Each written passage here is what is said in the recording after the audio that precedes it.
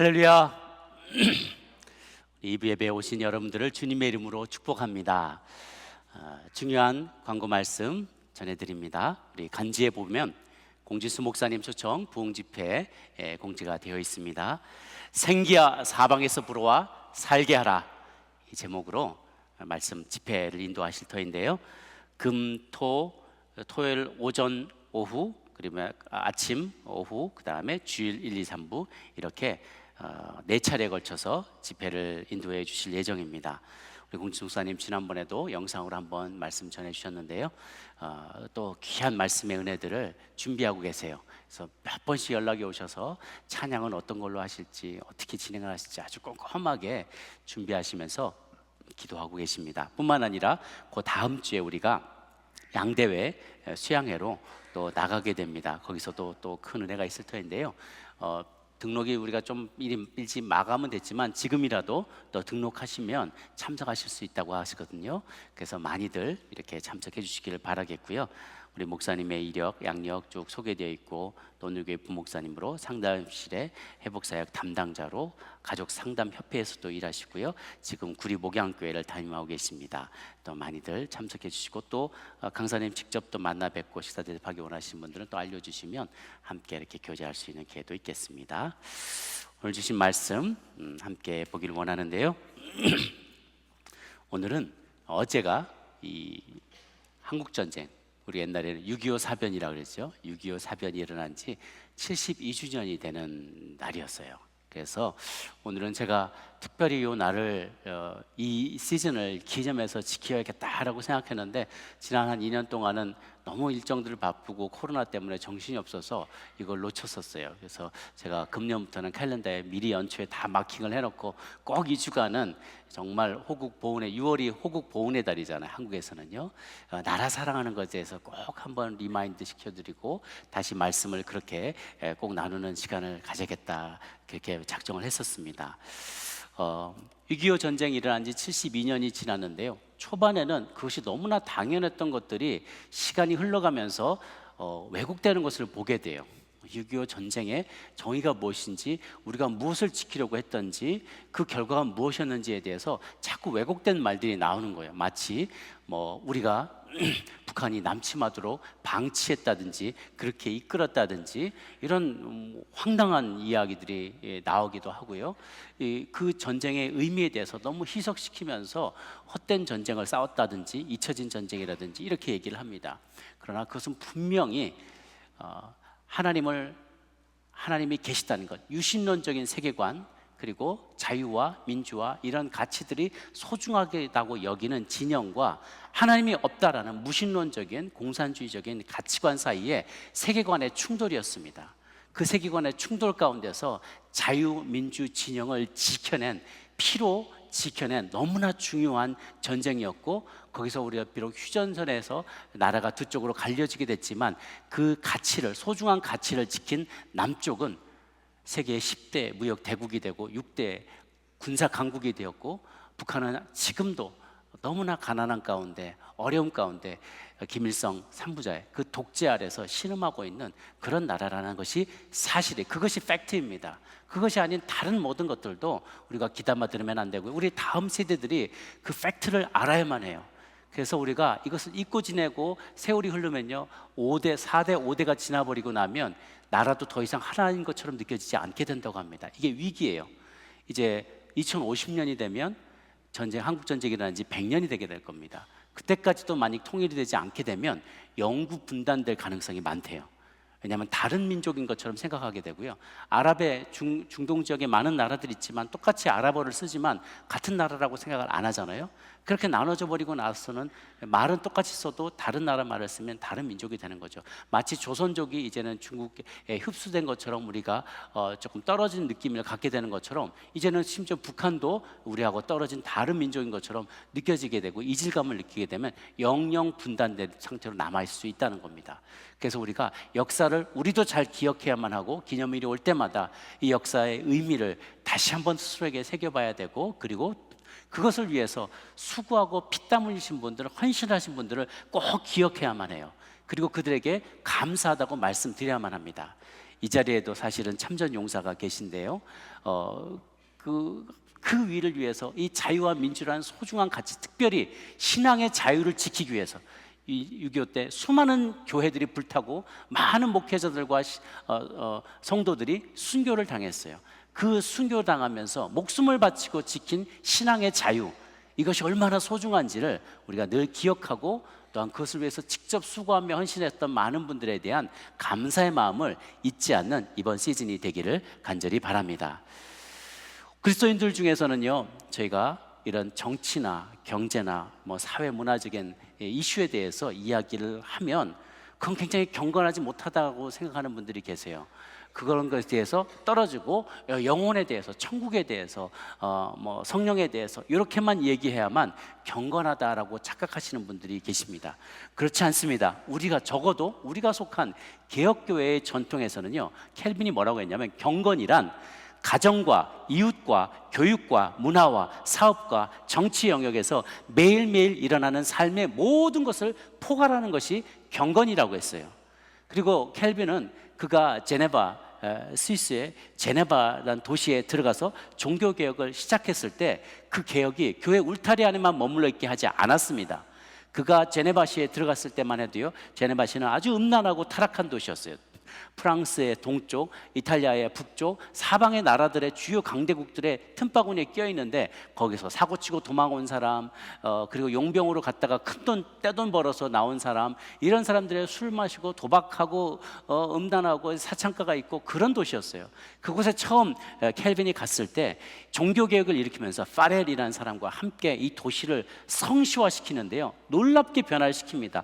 정치와 문화와 사회와 이 모든 영역에 깊숙이까지 종교개혁의 정신이 스며들도록 만들었어요. 제네바를 성시로 만들어옵니다. 우리가 그래서 성시화 운동이라는 걸 하죠. 거룩한 도시로 변화시켜버려요. 술집들이 다 문 닫고요, 댄스 파티하는 장들이 막 다 문 닫고요, 거룩한 그 분위기가 이 도시를 휘감게 되었어요. 그 도시는 유럽의 종교개혁의 진원지가 되었습니다. 거기서부터 수많은 신학자들과 종교개혁자들이 다른 도시로, 나라로 나라서 출발해서 그곳에서도 종교개혁을 시작했죠. 그래서 우리 개혁교회의 전통은 교회 안에만 머물지 않습니다. 교회 바깥에 일어나고 있는, 특별히 많은 이들에게 영향을 미치는 큰 사건들과 정치, 경제, 문화적인 사건들에 대해서 그 이슈들에서 성경적인 대안을 제시하고 성경적인 관점을, 그래서 하나님이 무엇을 옳다고 말하는지, 옳고 그른 것에 대해서 분명히 얘기하는, 그것이 바로 우리의 크리스천들의 가치관인 것이죠. 오늘날 엊그제 낙태가 불법화, 이 대법원에서 낙태가 다시 그 판례가 뒤집어져서 이제는 함부로 낙태하지 못하도록 다시금 법률이 개정이 되었어요. 그것에 대해서 미국 전체가 난립니다. 근데 미국인들의 한 70%가 69%는 낙태를 찬성한다는 거예요. 미국이 다 그렇다고 해서 많은 사람이 그것을 찬성한다고 해서 그것이 옳은 것은 아닙니다, 여러분.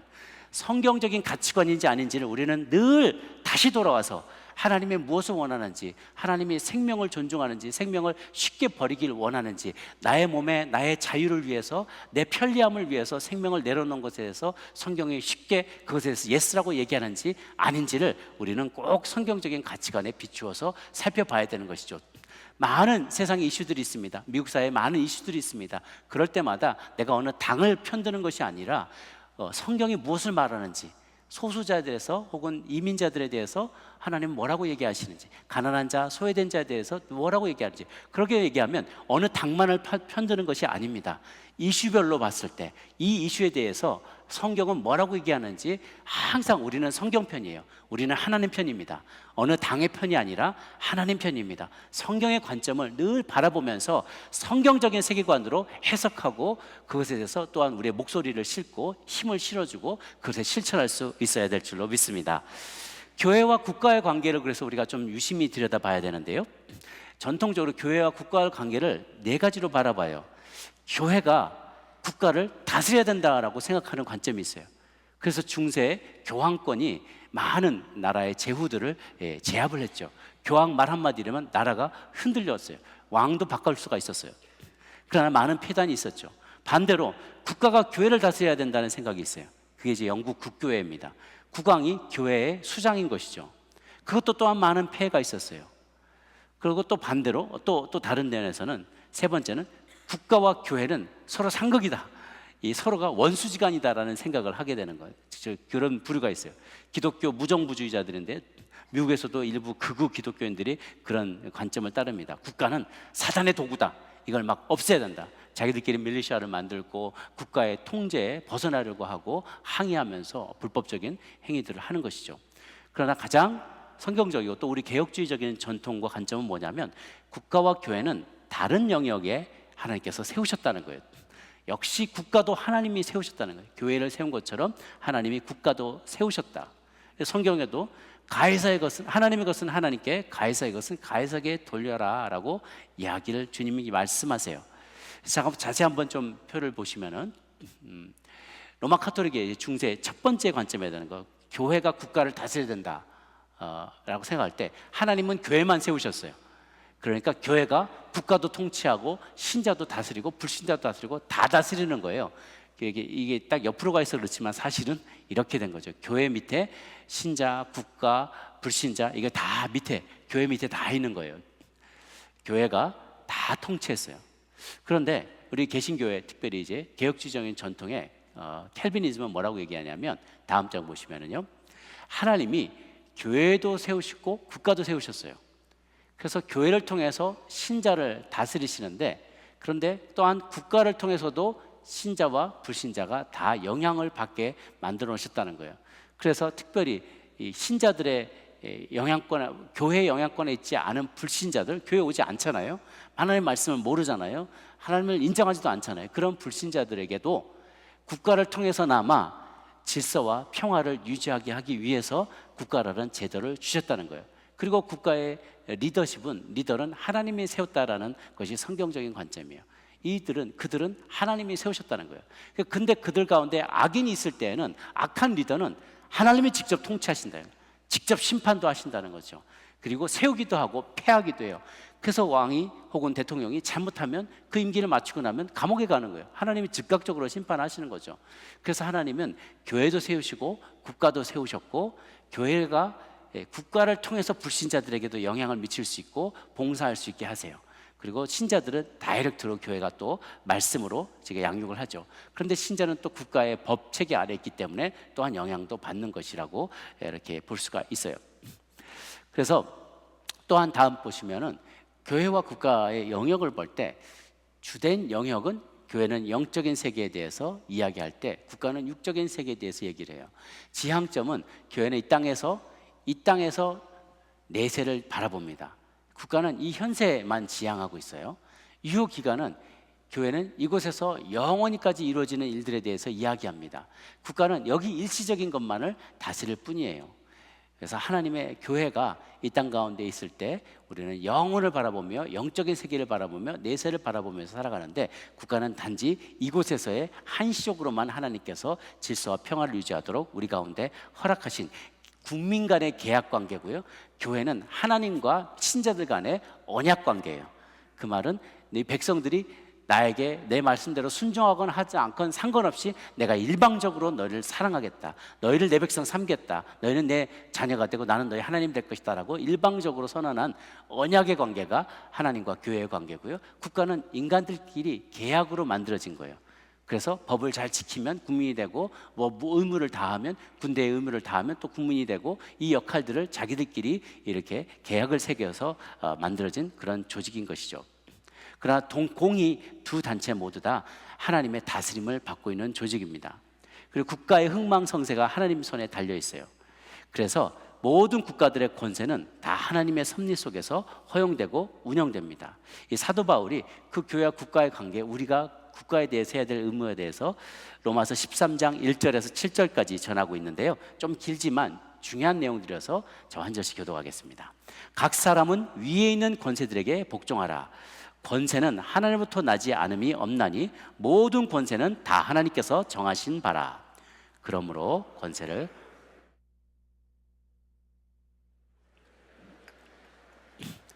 다스리는 자들은 선한 일에 대하여 두려움이 되지 않고 악한 일에 대하여 되나니, 내가 권세를 두려워하지 아니하려느냐. 선을 행하라. 그리하면 그에게 칭찬을 받으리라.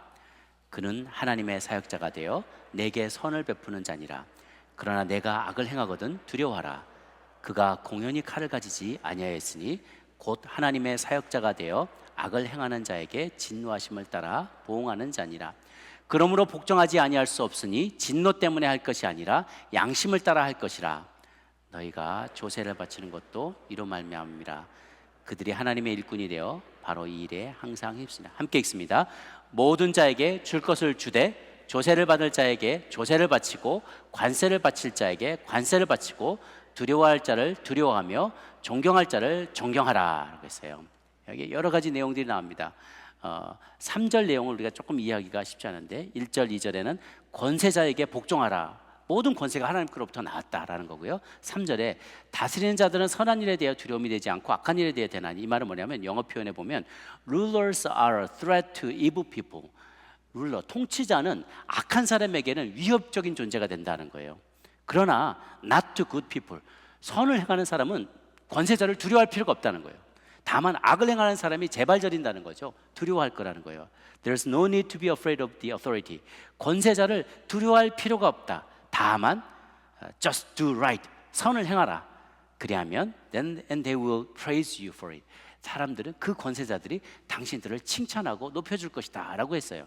그래서 우리가 선을 행하는 한 국가 권력을 두려워할 필요가 없어요. 성경에 따라서, 법에 따라서 우리가 의를 행하고 선을 행하는 한 나라, 국가 권력을 두려워할 필요가 없는 것이죠.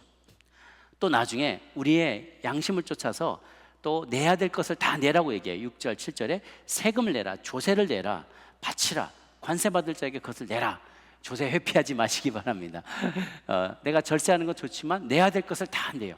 그러면 또 나라가, 국가가 나중에 그것에 대해서 우리를 상응하게 보호를 해주는 것이죠. 그래서 우리가 극단주의자들처럼 국가를 사탄의 세력가 있는 죄악된 것으로 여기면 안 됩니다. 국가도 역시 교회 못지않게 하나님의 다스림을 받는 신성한 영역임을 인정해야만 합니다. 물론 교회가 역사적으로 국가로부터 부당하게 대우를 받거나 핍박을 받는 경우도 있었어요. 그것은 그 위정자가 잘못된 것이지 국가라는 시스템 자체가, 제도 자체가 잘못된 것은 아닙니다. 그런 잘못된 위정자들은 결국은 비난을 받게 되고요, 나중에는 심판을 당하게 되기 때문에 그것을 하나님께 맡겨드리면 돼요. 이런 성경에 반하는 부당한 통치행위가 있을 때에는 우리는 비폭력, 불복종 혹은 참정권을 행사하는 방식으로 저항할 수 있습니다. 그래서 사도행전 5장 29절에 보면 사람보다 하나님께 순종하기 마땅하니라. 이 권력자들이 너희 예수님 이름으로 말하지 말라고 했을 때 사람의 말보다 하나님께 순종하는 게 마땅하다. 그러니까 국가의 권력이 하나님의 명령과 배치될 때는, 반대될 때는 우리가 어떤 모든 방법을 다 동원해서 그 국가의 권력에 대해서 우리가 저항하고 항의하고 불복종하고 또 참정권을 행사해서 우리가 그 정권을 바꾸도록, 그 세력을 바꾸도록 애써야만 하는 것이죠. 때로는 보네포와 같이 좀 과격한 방법을 쓰기도 했습니다. 그는 뭐라고 비유를 했냐면, 운전수가, 미친 운전수가 있어서 버스 승객들을 다 위험에 빠뜨리게 한다면 그 미친 운전수를 끌어내려야만 한다라고 국민적인 저항에 대해서 얘기하고 또 그것을 실천하기도 했습니다. 그러나 우리가 전반적으로 국가 자체를 죄악시해서는 안 돼요. 그럼 우리는 어떻게 해야 되는가? 첫 번째, 교회는요, 우리 교회는 나라 사랑을 실천해야만 합니다. 나라 사랑, 애국해야만 한다는 거예요. 교회가 국가가 처한 상황에 대해서 깊은 관심을 갖고 기도해야 되고요, 국가의 모든 영역이 하나님의 교훈대로 운영되도록 적극적으로 참여해야만 합니다. 예수님은 예루살렘의 여자들을 향해서 말씀하셨어요. 나를 위해 울지 말고 너희와 너희 자녀들을 위해서 울라. 너희와 너희 자녀들이라는 것은 국가와 민족과 이웃들을 다 포함하는 것이죠. 예수님이 비유로 말씀하실 때 강도 만난 사람의 이야기, 비유를 하세요. 그 많은 사람이 지나가다가 사마리아인이 그를 도와줬잖아요. 그래서 예수님이 누가 이 강도 만난 사람의 진정한 이웃이냐라고 물어보시죠. 강도 만난 사람, 위기에 처한 사람을 내 몸처럼 보살펴주는 자가 진정한 이웃이라는 거예요. 내게 가까이 있는 자의 필요를 외면하지 않고 그 필요를 채워주는 사람이 진정한 이웃입니다.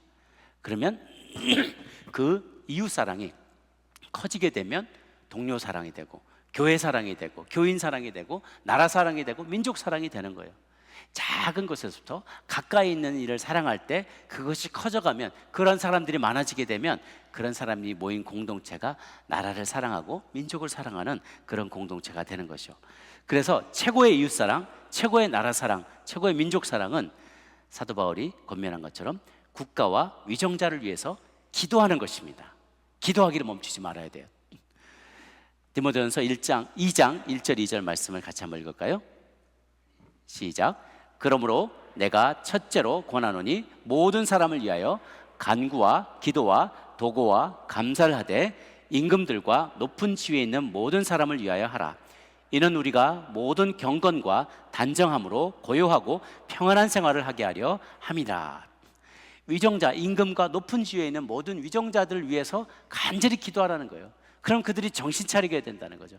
그들이 겸손하게 된다는 거예요. 그들 위에 계신 하나님을 그들도 발견하게 되고 두렵고 떨리는 마음으로 그들 밑에 있는 백성들과 그가 통치하는 자들을 최선을 다해서 섬기게 된다는 것이죠.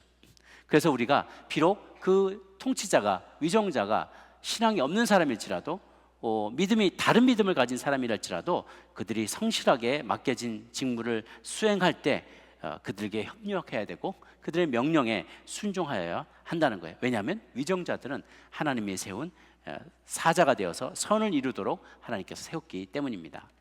베드로전서 2장 13, 14절에 보면 인간의 모든 제도를 주를 위하여 순종하되 혹은 위에 있는 왕이나 혹은 그가 악행하는 자를 징벌하고 선행하는 자를 포상하기 위하여 보낸 총독에게 하라. 왕, 총독, 이런 모든 사람, 인간의 모든 제도, 이것에 대해서 순종하라라고 복음서에서 베드로전서는 이야기하고 있습니다. 나라 사랑을 실천하는 더 적극적인 방법이 있는데, 아까는 이제 중보하며 기도하는 것인데요. 더 적극적인 것은 진리의 빛, 곧 복음을 소개하는 것입니다. 복음을 전하는 것이죠. 아까 우리가 어둠 밤 마음에 잠겨 이 찬양 불렀는데요. 이 찬양이 일부 신학자들에게서는 논란이 돼요. 왜? 예수님 얘기가 하나도 안 나온다는 거예요. 교회 얘기도 하나도 안 나온다는 거예요. 막 동쪽에 밝아, 뭐 새날이 왔다, 뭐 이런 얘기만 하는데, 이거 찬송가 아니지, 이런 건 찬송가 아니지 않느냐. 근데 가만 보십시오. 그 빛이 일어났다는 거예요. 빛이 이 땅에 임하였다는 거예요. 그 빛이 뭐냐? 진리의 빛이라는 거예요. 진리의 빛을 소개하게 됐다는 것이죠. 우리의 동족에게 이 복음을 소개하는 게 나라 사랑의 가장 큰, 어떻게 보면 가장 적극적이고 큰 역할을 감당한다는 거죠. 그런데 이것에 대해서 사도 바울도 똑같은 마음이었어요. 자기 동족에게 이 복음을 너무나 전하고 싶었어요. 우리가 사도행전 공부했잖아요. 가는 곳마다 회당에 먼저 가서 증거하고 또 마켓에 가서 증거했어요. 그런데 회당 가서 증거하면서 이 바울의 본심은 이들이 좀 많이 믿었으면 좋겠는데 항상 그 반대였다는 거예요. 회당 가면 네가 뭔데 그러냐고, 막 어떻게 감히 다신론을 주장하냐. 우리 유일신 사상을 하는데 뭐 성부, 성자, 성령 얘기하고 예수를 이렇게 십자가에 못 박아 저주받아 죽은 사람을 우리가 죽였다고 말하면서 우리한테 죄를 덤탱이로 씌운다 그러고 막 바울을 그렇게 쫓아내고 감옥에 가두려고 하고 고소고발하고 그랬단 말이죠. 그런데 거기서 쫓겨나서 이방인한테 가서 얘기하면 좀만 말해도 사람들이 다 믿고 회심하고 회개하고 돌아온단 말이죠. 그건 보면 볼수록 바울이 너무 가슴이 아픈 거예요. 그래서 그가 3절에 뭐라고 하냐면 1, 2, 3절에 보면 내가 정말 내 마음에 참말인데 거짓말 아니다. 내게 큰 근심이 있다. 마음에 큰 고통이 있다. 그거 뭐냐면 나의 형제 곧 고륙의 친척을 위하여 내 자신이 저주를 받아 그리스도에게서 끊어질지라도 원하는 바로다. 그래서 이스라엘 백성들이 주님께 양자가 되고 이렇게 받아들이고 복음을 받아들이고 오면 너무나 좋겠는데 그리 안 하니 주님 차라리 제 이름을, 제 생명을 끊어주시옵소서. 그러더라도 그들이 구원받을 수 있다면 나는 달게 받겠습니다. 이런 마음 고백을 하는 거죠. 사도 바울, 모세도 전에 그런 고백을 구약에서 했던 적이 있죠. 차라리 너를 제 이름을 생명책에서 지워주십시오. 그렇지만 하나님이 그들의 기도를 간구를 들으시면서 모세 때는 하나님이 그들을 다 치워버리려고 하다가 그를 살려주시죠. 바울의 이런 애절한 마음이 본문에 실려 있어요. 그래서 가장 큰 나라 사랑, 민족 사랑은 동족에게 복음을 증거하는 겁니다. 그런데 복음을 전할 때 중요한 것은 제가 지난 금요일에도 강조를 했는데요. 중요한 것은 내가 전한 이 메시지가 진실하다는 사실을 힘있게 확증하기 위해서는 메신저의 삶의 열매가 필요하다는 거예요. 그렇죠? 무슨 말씀인지 아시겠죠? 내가 예수님이 하나님의 아들이라고 증거하고 그를 믿을 때 이 땅에서도 우리가 복을 누리지만 영생을 얻게 된다. 죄에서 자유함을 누리게 되고 영생을 얻게 된다. 너무 믿기는 너무너무 믿기만 하면 된다니까. 그냥 믿기에는 너무나 복된 too good to be true, 진실로 받아들이기에는 너무나 좋은 이런 얘기를 들은 거예요. 아니 그게 그렇게 쉬울까? 그 반신반의할 때 그 메시지를 전한 메신저를 보게 된다는 거예요. 저 사람은 정말 자기가 전한 말이 맞는 실제인 것처럼 사실인 것처럼 믿고 살아가고 그 삶이 정말 그렇게 변화됐는가라고 이렇게 딱 봤더니 그 사람의 삶이 정말 놀랍다는 거예요. 열매가 놀랍다는 거예요. 그거를 볼 때 메신저의 삶의 열매를 볼 때 그 메시지를 사람들은 받아들이게 된다는 거예요. 그래서 복음만 증거하는 게 중요한 게 아니라 사랑과 섬김이 또한 따라가야 된다는 거죠. 그래서 복음과 사회 참여가 같이 강조가 돼요.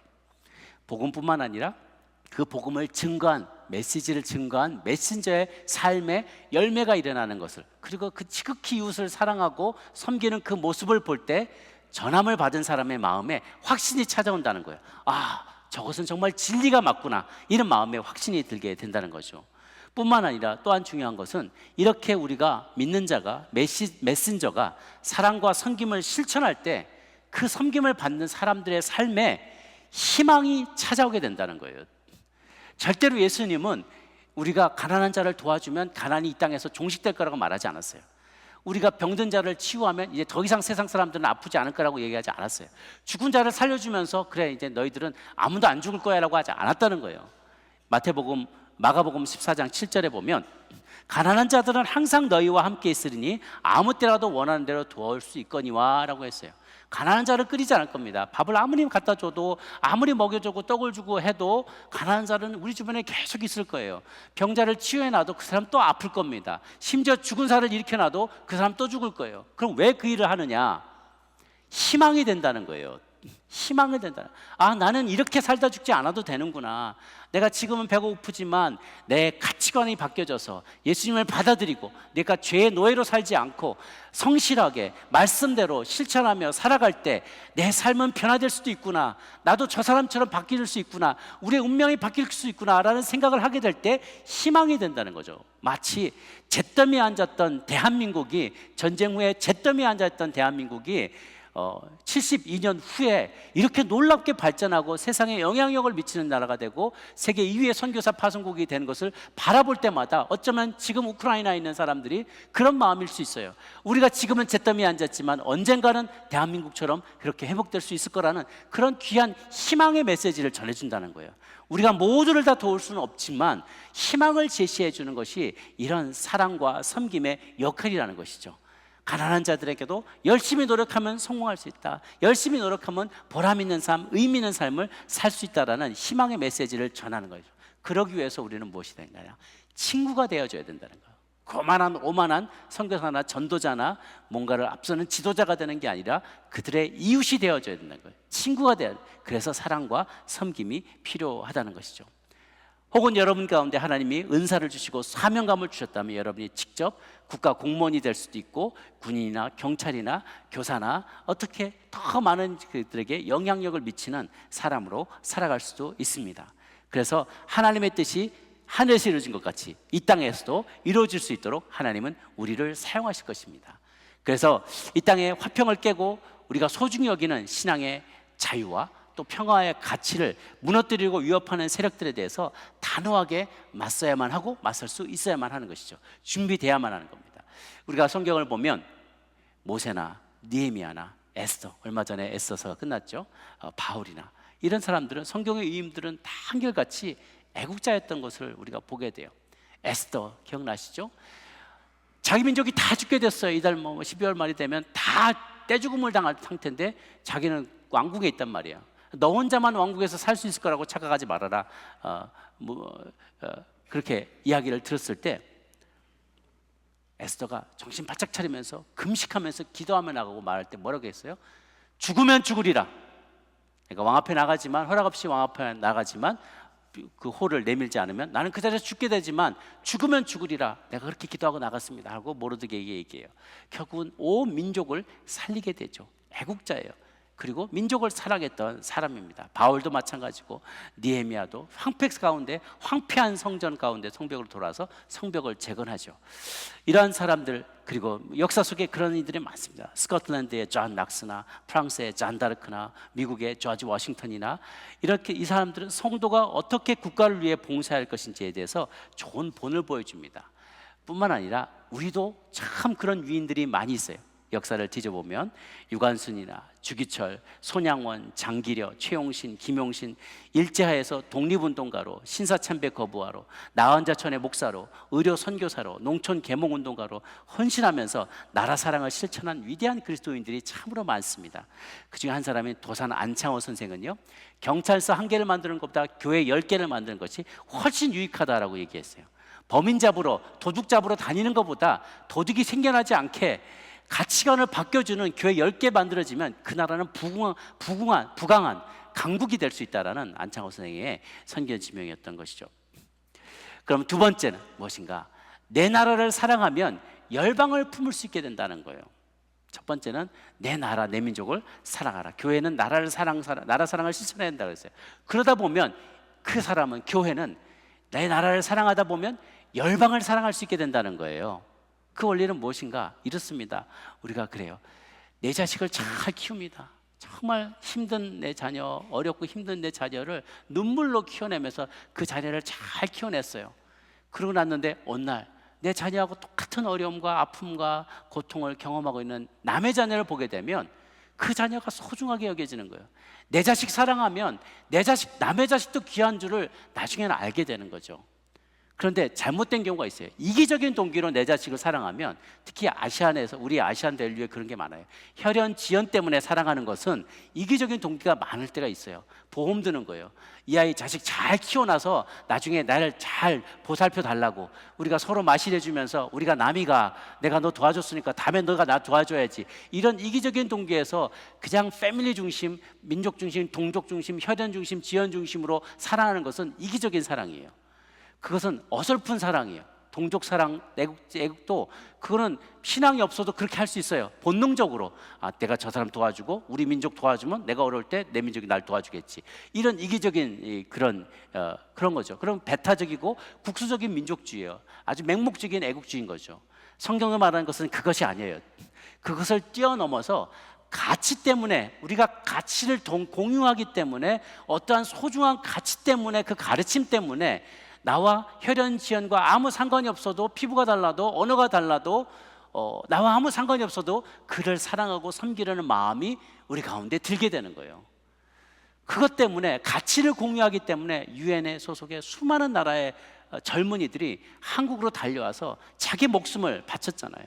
피를 뿌렸잖아요. 우리하고 무슨 혈연 지연이 있나요? 관계가 없어요. 그런데 가치를 공유하기 때문에, 자유민주적인 질서가 가장 인간의 존엄하게 만들고 무엇보다도 우리의 신앙을 지킬 수 있는 그러한 가치 체계라고 믿었기 때문에, 그런 국가 체계인 것을 믿었기 때문에 그들이 다 달려와서 자신의 목숨을 내어놓고 이 나라를, 그리고 대한민국을 지켰던 것이죠. 민족 대표 33인으로 독립운동에 참여했던 남간 이승훈 선생님은 평생 민족 계몽과 교육운동을 힘을 쏟았는데요. 처음에는 그분도 민족주의자였다 그래요. 그런데 그가 나중에 인생 후반에 예수님을 믿으면서 생각이 달라지게 됐어요. 성경은 온 세계의 모든 민족이, 세상에 많은 민족이 살지만 모든 인류는 결국은 한 가족이라고 가르친다. 그러니까 내가 지금까지 이제 일본을 대항해서 싸웠던 것은 그들이 불의했기 때문이지 민족이 달랐기 때문에 싸웠던 것은 아니다라고 이야기를 하면서, 민족주의자에서 진정한 하나님의 사회동포주의자, 그리고 모든 민족이 다 주님 안에서 한 가족이라는 것을 믿는 진정한 그리스도인으로 변화되는 모습을 보여줍니다. 신사참배를 거부하다 순교하신 주기철 목사님도 마찬가지였어요. 그는 항상 나는 민족주의자가 아니라 나는 하나님의 주의자다 라고 얘기하고, 산정형교회에서 설교하시다가 이 자리에 민족주의자는 다 나가시오 라고 막 꾸짖었어요. 내 민족만 중요하다고 생각하지 말라는 거예요. 내 민족이 중요한 것처럼 다른 민족도 중요하고, 하나님은 열방을 품고 사랑하고 그들 위해 섬기라고, 기도하라고 우리를 부르셨다라는 것이죠. 그래서 우리와 상관이 없어도 이런 마음이, 우리의 사랑의 지경이 점점 더 넓어지고 기도의 장막이 넓어지기 시작하면 나와 아무 상관이 없는 사람을 위해서도 기도가 나오게 된다는 거예요. 우크라이나를 위해서 우리가 기도할 수 있게 되는 것이죠. 미얀마에 대한 관심이 식었지만 미얀마도 내전으로 너무너무 많은 사람들이 힘들어하고 산골에서 동굴에서 숨어서 지내고 굶어 죽고 그런 많은 일들이 벌어집니다. 사람들이 실종되고 있어요. 그들을 위해서 우리가 기도할 마음이 생겨나는 것이죠. 멕시코와 과테말라, 니카라과, 케냐, 그곳에 학교를 세우고 우물을 파고 이런 일에 우리가 아무 상관이 없잖아요. 그렇지만 가치를 공유하기 때문에, 또한 우리가 소중히 여기는 그 가치를 그들 가운데 나눠주기를 원하기 때문에 우리가 무조건적으로 사랑하고 섬기며 헌신하게 되는 것이죠. 이것이 성경 신학의 원래 성교학에서는 구심력과 원심력이라고 얘기를 해요. 안으로 우리는 모여서 힘을 얻습니다. 동족과 혹은 같은 신학을 공유하는 사람들이 함께 모일 때 힘을 얻게 돼요. 힘을 얻어서 팍 원심력으로 세상으로 뻗어나가서 그곳에서 우리가 소중히 여기는 가치를 전하고 또 공유하는 사람들을 도와주게 되는 것이죠. 어제 한인회관에서 중요한 행사가 있었습니다. 6.25 72주년을 기념하는 행사면서 또 한국전 참전 용사들을 또 섬기는 그런 행사였는데요. 사진에 한번 보시면은 이분들이 참전 용사들인데 다 90이 넘으셨어요.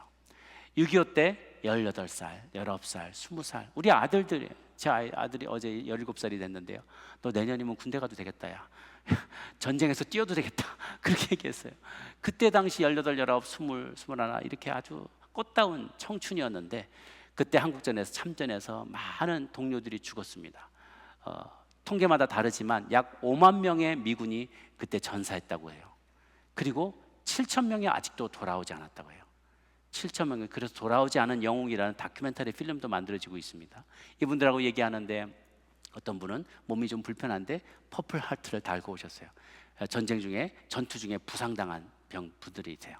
몸이 불편하기도 하고 뭐 휠체어를 타고 오신 분들도 계시고. 그런데 이 아틀란타, 이 조지아의 챕터가 4개인가, 이 아틀란타 지역에 4개인가가 있었는데 3개는 이제 없어졌대요. 그분들이 다 돌아가시기 시작한 거예요. 이제 마지막 남은 챕터에, 아틀란타 챕터에 계신 분들인데 제가 세어보니까 한 30여 명 정도 되신 것 같아요. 그러면서 전쟁 때 어떻게 그들이 나라를, 대한민국을 지켰는지, 그때 내가 무슨 무기를 뭘 썼는지, 집차를 뭘 타고 다녔는지, 어떤 작전을 했는지 이런 얘기들을 막 하시면서 설명을 해주시더라고요. 그 옆에도 이제 베트남 참전군 용사들도 있었는데 이분들이 나이가 제일 많으신 거예요. 이제 조금씩 이제 돌아가고 계세요. 그런데 이분들이요 너무 자랑스러워 하시는 거예요. 너무 자랑스러워하는 거예요. 세상에서는 잊혀진 전쟁이라고 할지 모르지만 이제 한국 정부도 이분들을 한국으로 모셔가기도 하고, 건강 때문에 못 가는 분들은 그들의 자녀들을 데려가고 손자까지 가는 적이 있었어요. 제가 어떤 동영상을 보니까 손자를 데려가면서 손자 앞에서 자랑스럽게 전쟁기념관에서 이게 내 죽은 동료들이다.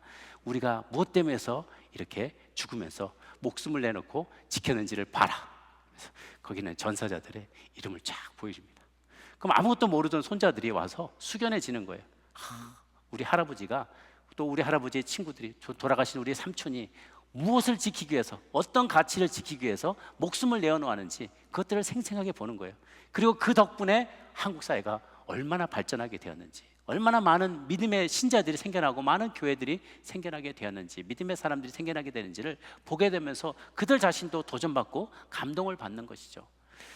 7천 명이 아직 돌아오지 못했는데요. 그 중에 벤 플린트라는 장군의 이야기도 속해 있습니다. 이 벤 플린트 장군은요, 사진 한번 보여주시면 좋겠는데요.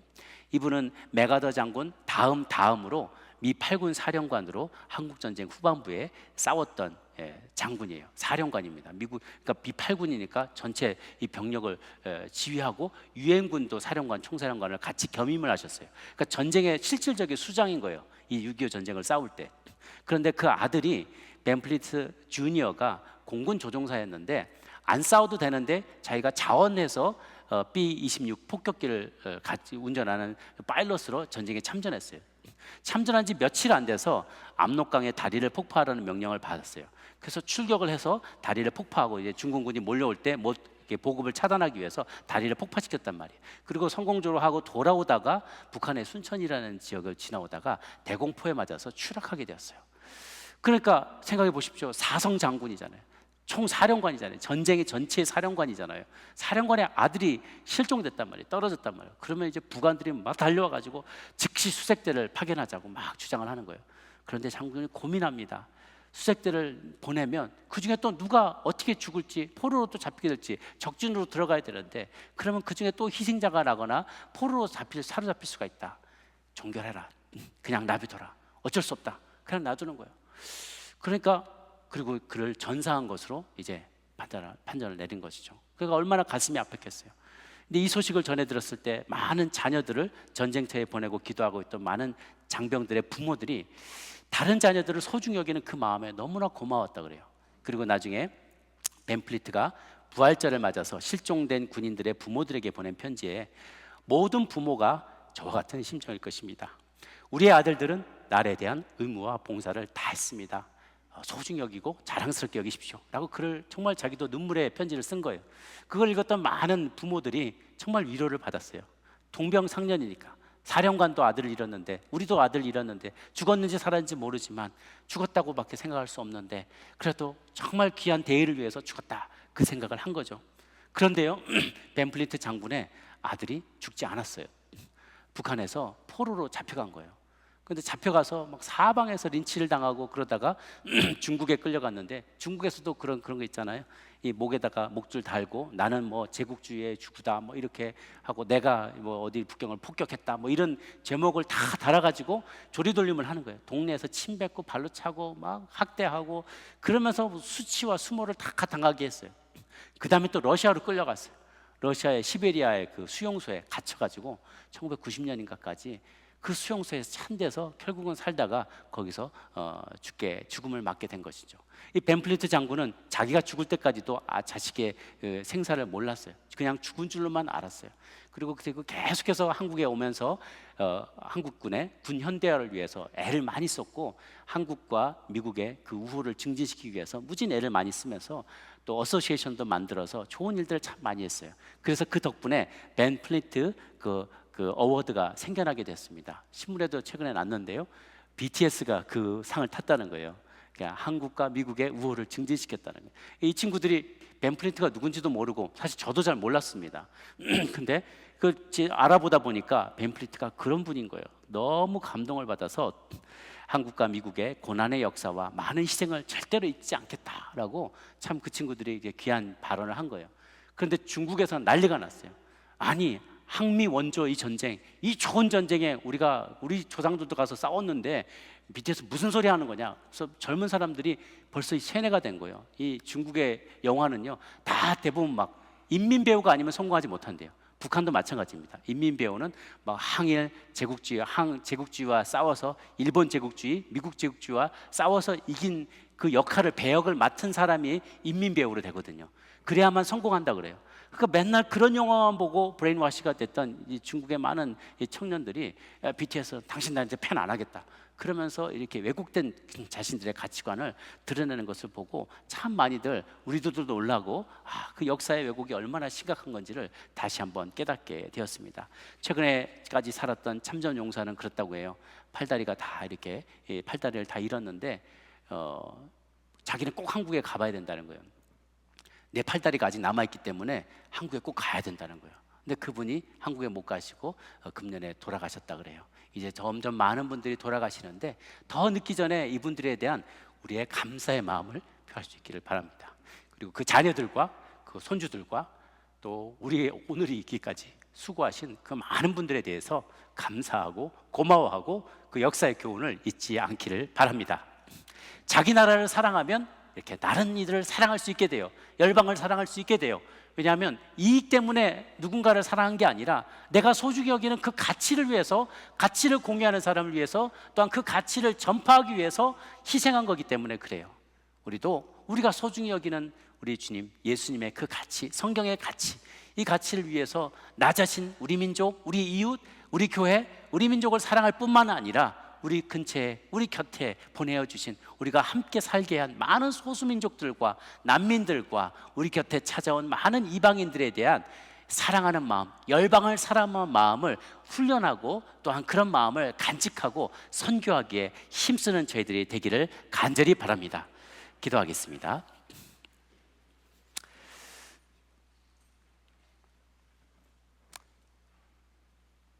하나님 아버지, 바울이 복음을 전하며 참 많은 핍박을 받으며 다녔는데 정작 자기 민족은 예수님 안 믿고 이방인들만 다 예수님을 믿고 나오는 것이 너무나 안타까워서 내가 고륙친척을 위해서 저주를 받아 그리스도에게서 끊어질지라도 주님 부디 내 민족을 제 자녀로 삼아주십시오, 양자 삼아주십시오, 그 언약과 약속들을 그들이 기억하게 하옵소서 간절히 구했던 것처럼 하나님, 우리도 우리 이웃 사랑하기를, 우리 성도 사랑하기를, 우리와 함께 있는 이들을 사랑하기를, 그리고 우리 민족과 나라를, 국가를 사랑하기를 힘쓰는 저희들이 되게 하여 주시옵소서.